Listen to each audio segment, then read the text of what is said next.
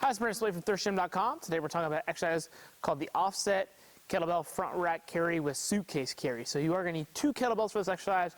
This is a great abdominal and trunk strengthening exercise, and it's a loaded carry variation, which can be great for a lot of athletes and clients. Like I mentioned, you will need 2 kettlebells, and honestly, the kettlebell weights can vary. So you don't have to have an even pair. I'm going to use an even pair today merely for demonstration purposes, but more than likely you'll find that athletes are going to be able to probably carry in the suitcase carry a heavier kettlebell than they have in the front rack position. The only time you might not see that is somebody is really struggling with grip issues, then that suitcase carry might be the limiting factor, maybe merely the grip and not necessarily the position. So just keep that in mind.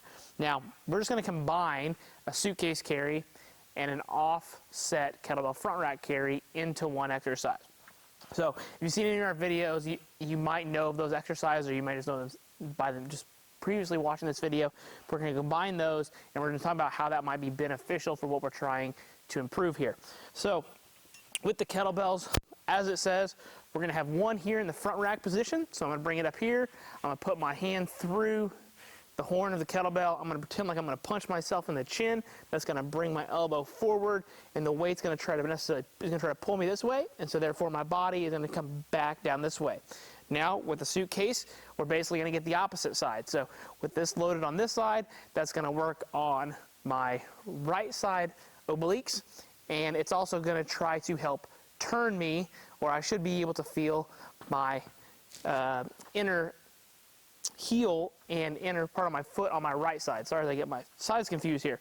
So in terms of the position, I'll be here, and I would simply walk under control with the loads.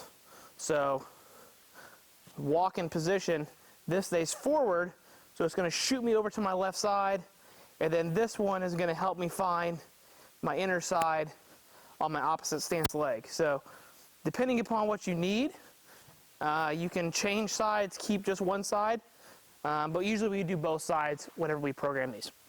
Now when you're doing your carries, this isn't a race, so you don't want to walk super fast.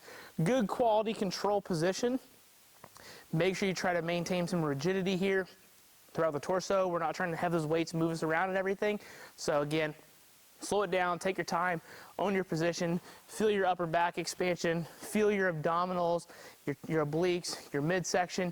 You're probably going to feel a little bit of glutes, maybe some adductors. All that's totally normal.